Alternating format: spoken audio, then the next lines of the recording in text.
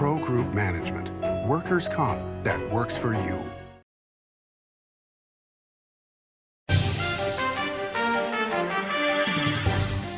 Welcome to Nevada Newsmakers on broadcast today, part 2 of my interview with Jeff Jacobs. He's chairman and CEO of Jacobs Entertainment on an all-new Nevada Newsmakers.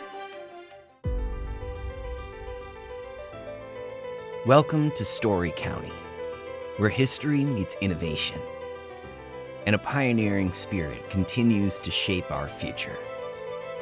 At the heart of the Tahoe Reno Industrial Center, we power the future with global leaders in technology and manufacturing, driving progress that reaches far beyond our county lines. From advanced manufacturing to tech innovation, our industries are creating thousands of quality careers, fueling a vibrant economy that benefits every Nevadan. But it's more than just growth. Our community is our foundation, supporting families, empowering local initiatives, and creating a place where everyone belongs. Be part of a legacy built on bold ideas and boundless possibilities. Join us in building a brighter future right here in Story County. Story County, helping build Nevada's future.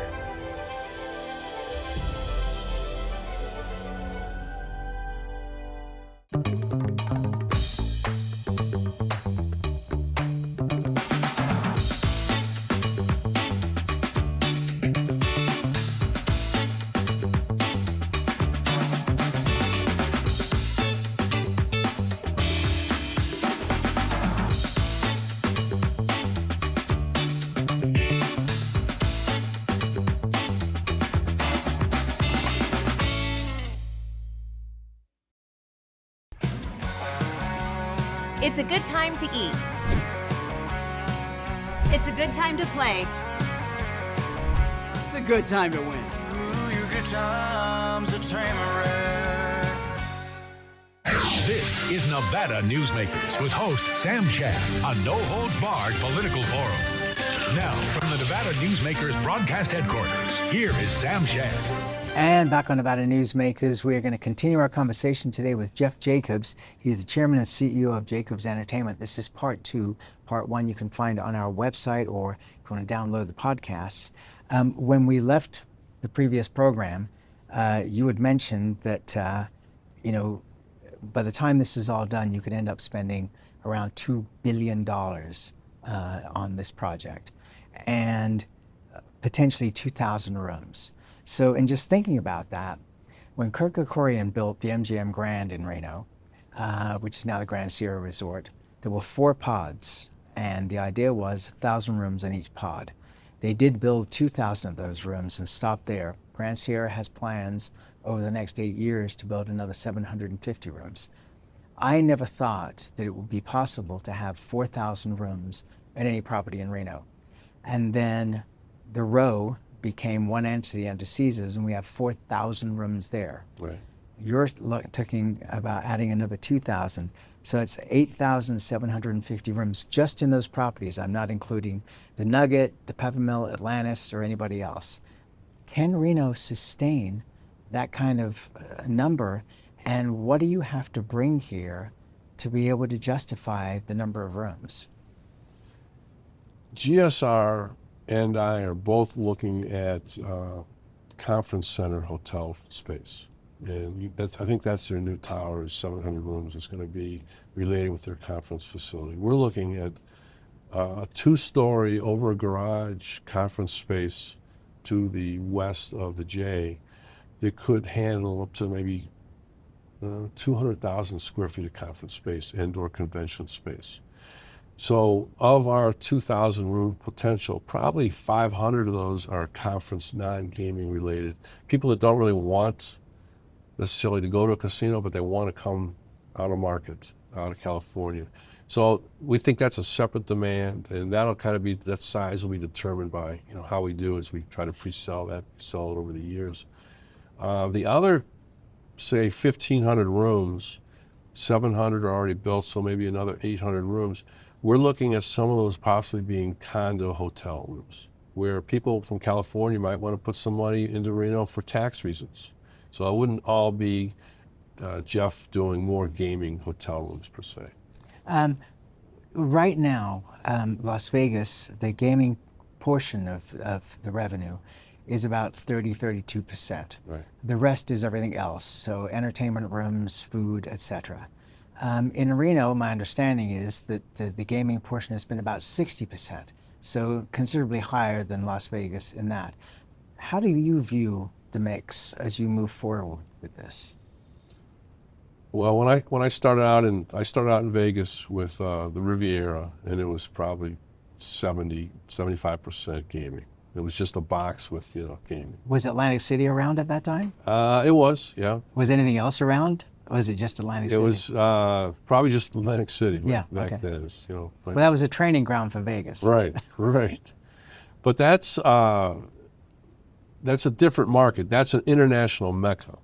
I think Reno has the potential to reach its full potential as a regional entertainment market, tourist market, which means, and airlift's a big part of it, and that's growing.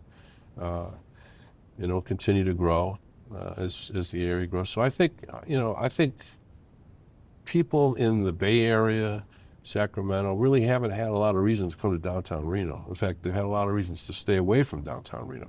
So first, what we have to do is create the canvas, clean it up, make it desirable, and then the demand. For example, right now I've been open a couple of years. I'm just putting my front door in now on 4th Street. I have not marketed to California because I want to wait until I've got everything there, the amenities, the spa, the pool, whatever, and then invite people in so that first experience is a great experience. There are other markets that are available that have not been tapped by Reno. For example, the Asian market. There used to be quite a significant Asian market coming to Reno. That doesn't appear to be in as great a number as it used to be.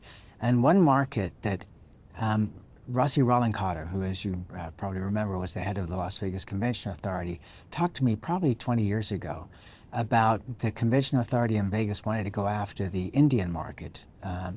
And that never happened. But yet, if you look at the motel hotel business across the United States, it's in a large part run by people from Southeast Asia. Why do you think that we haven't tapped into that market yet? And do you think that's a potential market for Reno and your properties?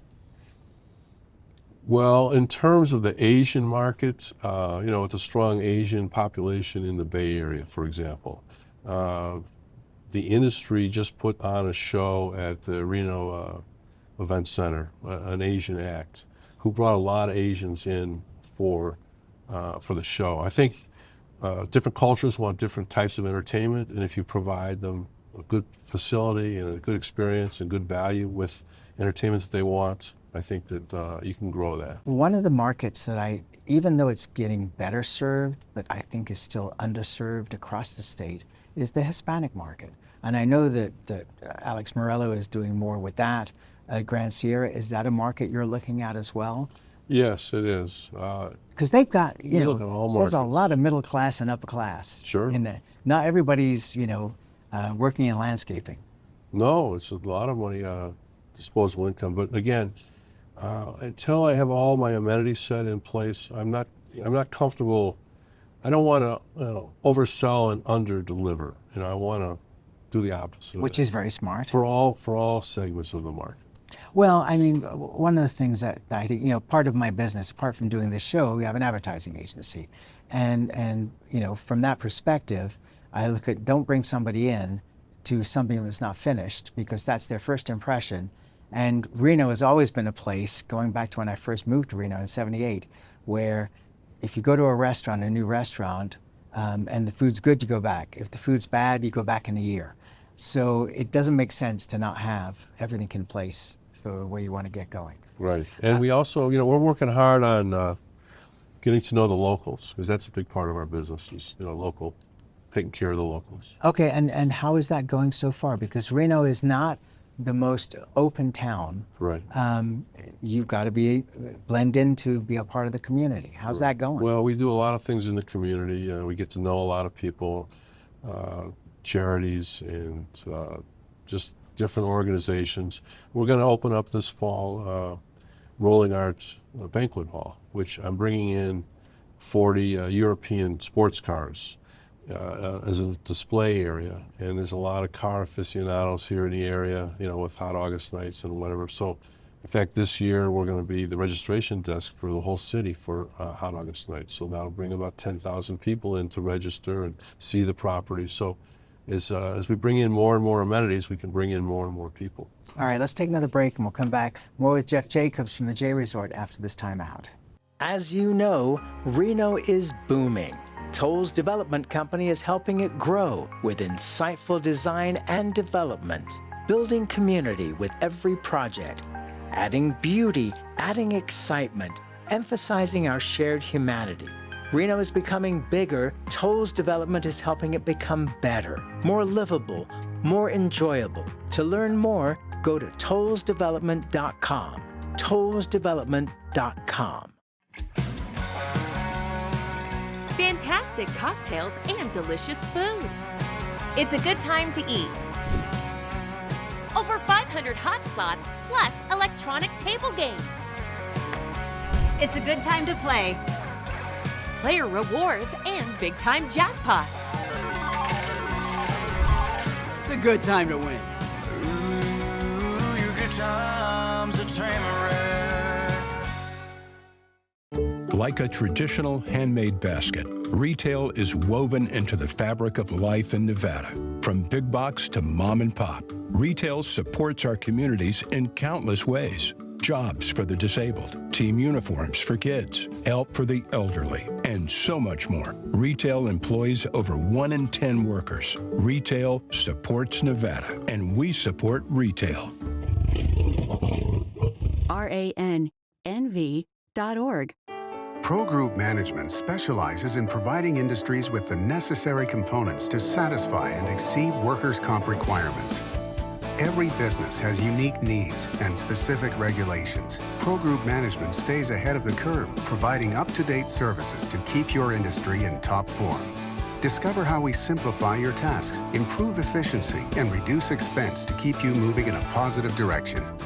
Pro Group Management, workers' comp that works for you. This is Nevada Newsmakers.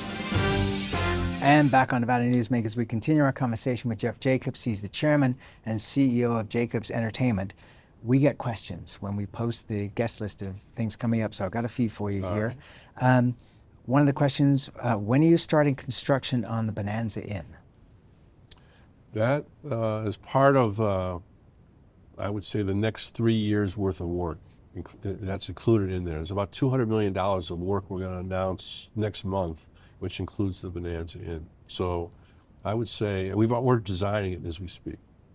When are you going to be finishing off the old homes and the wedding chapel area? Same time frame. Okay, so it's all included in there. Yeah, that's the same time frame. The Bonanza Inn is going to be basically workforce housing for young people that want to work downtown and can't afford the higher rents. And so that's going to be about 50 workforce housing units. The innovation zones that the last administration put in there, are you able to take advantage of any of that? Is that still left around to be able to be utilized? The innovation zone, do you mean the tax increment Yeah. financing? Yeah, like what GSR is doing? Well, no, that's actually a more modern version. There was another version, but I'm not familiar with that. Okay. But would you be doing the TIF financing? We might pursue TIF for Bonanza because that's another building that should probably be torn down, but there is a need for workforce housing downtown, so we're looking at that. Yes. You know, it's interesting because with some of the buildings, the older buildings, that if they're shoddily built, then they need to be torn down. There's no saving them. But other buildings, like the old Fitzgerald's, ended up being a building with good bones, and so it could be rescued. So does the Bonanza have good bones? Yeah, the Bonanza has good bones. Structurally, it's okay. I mean, you got to gut it completely down to the studs, elevators got to go, everything. So it costs more to do that than to tear it down and make it a parking lot. But at the same time, because of our commitment to 10% of the residential that we do be affordable, we're looking at Bonanza as a 100% workforce housing. So, And how many people do you think you're going to accommodate there? 50. 50, okay. What type of festivals are you looking at for the festival grounds? Because there's a lot of people excited about that. I just met yesterday with the promoter that's going to be working on that with us. It's a green space. It's going to be a large lawn, basically irrigated lawn. And I think he's got 5 or 6 two-day festivals coming this summer in basically every genre. I think, Western or country, hip-hop, the dance music that the young people like. I think even the Reggae Festival from Tahoe is moving down to Reno, that brings about 10 or 15,000 people over a weekend. And he's paying some big money for acts. He's paying, over $1 million a day for some of those acts. Really? Yeah, for your headliner and your, maybe 1 or 2 more strong acts. And so I think next year, it's a late start this year because we're building as we speak, but the first show is in May. And I think next year there'll probably be maybe 20 days there and 20 days at the Globe Plaza, where we do a smaller venue, a couple thousand people. Okay, but the larger festival grounds is about what, 15,000 people? Yes. Okay, so you did get some heat, and please Sure. check me on the accuracy of this, but concerns about noise levels and police and fire access and bathrooms. Yeah, Floor is yours. There'll be bathrooms there.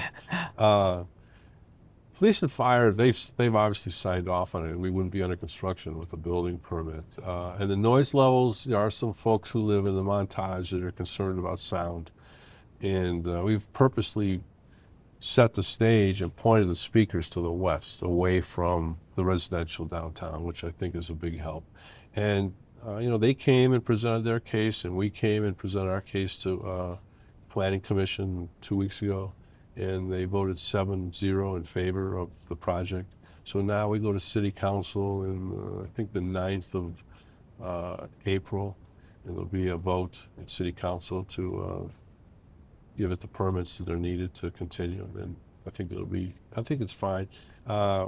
It is a part-time space. It's only used 20 days a year, so you don't come in and spend millions of dollars on bathrooms or restaurants or whatever, unless you do some other things with it. So over time, it might evolve into being more. You could, I have housing right next door with 245, with balconies and a waiting list. That's people want so they can look in, and we're going to do that all the way down 2nd Street. And what's, if you use Downtown Sparks as the example, when they have these major concerts, because right now they have, I believe it's about 9,500 person capacity for their concerts, all the tower blocks around there, people are out in their balconies Right. enjoying the concerts, so it's not a bad location to be in. When does construction start on the J Resort expansion with rooftop pool and all that? Is that part of the $200 million? I think, no. I think the conference space will come before that. I want to get the conference space in so I can be putting a sales force in California and attracting people back here. Because we will have, we do have a pool, even though it's, it's an outdoor pool. We have drawings and designs for a 3-story expansion on the west side of the building, which is lowest level is a spa. And then the main floor is gaming and restaurants. And then the top floor is an indoor-outdoor pool. But I think we'll probably do the conference space first, or at least phase 1 of the conference space, and then turn and pivot and come and do that. With all the things that you're doing and how much land you currently own, which is, frankly, way more than one developer could, Right. accommodate on their own, are you getting lots of inquiries from other developers saying we'd like a piece of this? A couple of years ago, I put a couple parcels on the market, like where the Chevron is on the corner of 4th and Keystone, a parcel on 5th Street for other residential developers.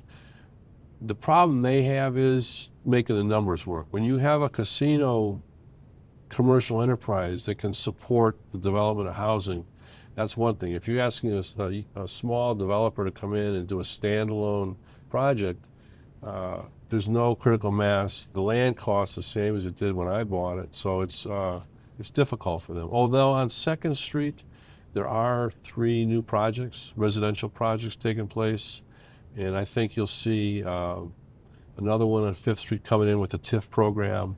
Are they part of your land No, he's across the street. There's some vacant land across from Gold Dust West. that you didn't buy? What? I had to stop somewhere. So at this point, have you stopped? Acquiring? Yeah, I'm done acquiring. Okay. So the other question that I had, and by the way, this was probably the most questions I've ever gotten from for a future guest. Can you compete on the entertainment side with the arena that they're building at Grand Sierra? And that's a realistic question. Right. You know, how many concerts can we accommodate at one time? Right. And do you have a relationship with Mr. Morello? I've never met him, but he's Totally cool guy. He's an able competitor. Yeah. Yeah, I got a 3-hour dinner with him. Okay. And it was an astonishing evening. He's a remarkable man. Yeah, and he's going to have a great project there. But that's a 10,000 seat arena.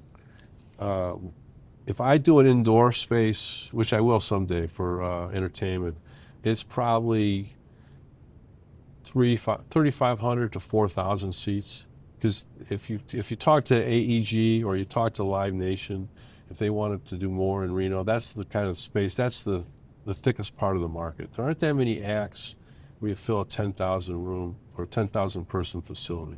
So we'd be going after different acts than what they're building. All right, let's take one more break and we'll be right back. More with Jeff Jacobs after this time out. A power line is more than a power line. It's maintaining the bottom line for small businesses. It's keeping the assembly line moving for our workforce. For our brightest minds, it's meeting a deadline. It's on the front line with our heroes. And on the sidelines of the biggest games. It's a direct line to our loved ones. And it's a lifeline for the most vulnerable. There's a lot on the line.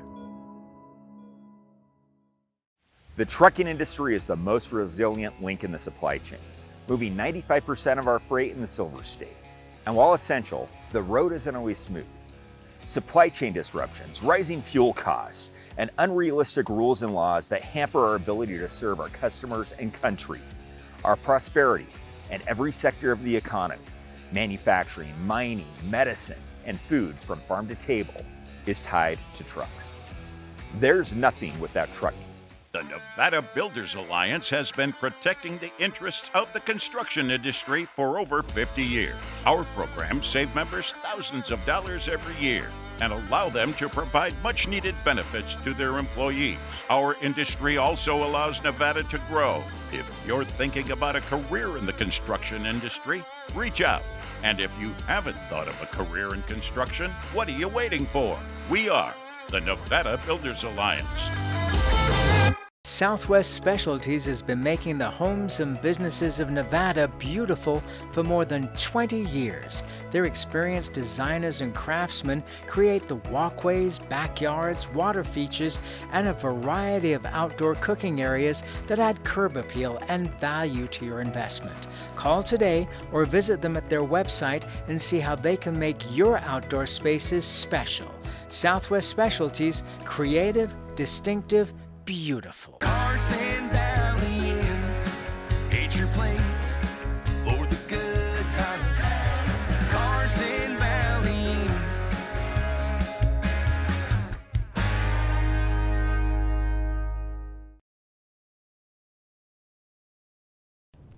And back on Nevada Newsmakers, we continue our conversation with Jeff Jacobs. He's the chairman and CEO of Jacobs Entertainment. They own 200 acres in downtown Reno, which is a remarkable amount of land. You know, as you sit here today and you're sitting on all this land and the development is moving along, what are your thoughts? You said it was a bookend for your career. For my career, for the project, it's sort of a 10 or 15 year overnight success story, you know, and we're somewhere between what it was and what it will be. Is the best way to describe it. We just keep coming to work every day and we do little additions. every year. You know, we got a front entrance coming, which is important to have a front door. We have the festival grounds coming. We're going to have conference space coming.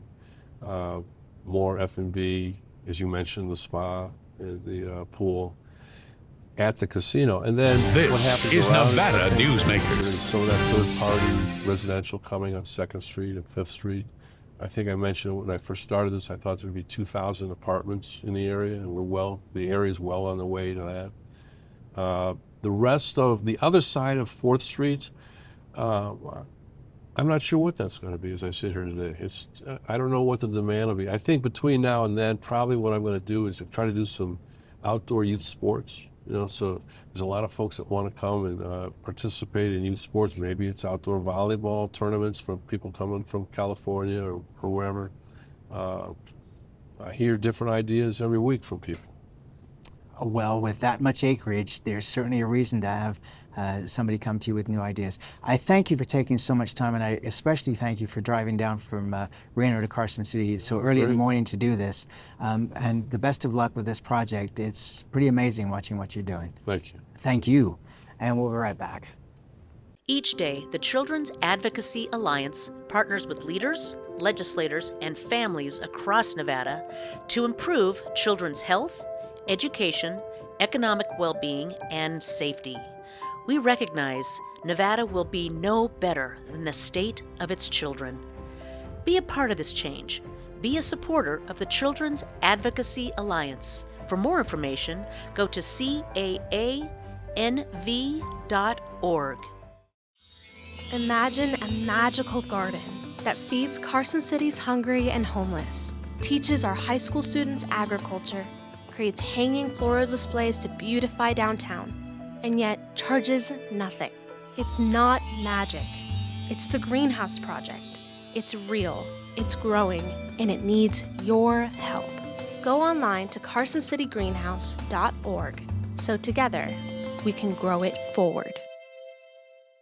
Welcome to the Ahern Boutique Hotel, where luxury and warmth come together in the heart of Las Vegas. We take pride in offering a one-of-a-kind experience for both locals and tourists. Join us for handcrafted cocktails and an unforgettable experience. Joel's Chop House, the perfect place to savor views of the Las Vegas Strip. Satisfy your cravings at the Ahern Chocolate Shop. No smoking, no resort fees, and the parking is always free. The Ahern Luxury Boutique Hotel is your home away from home.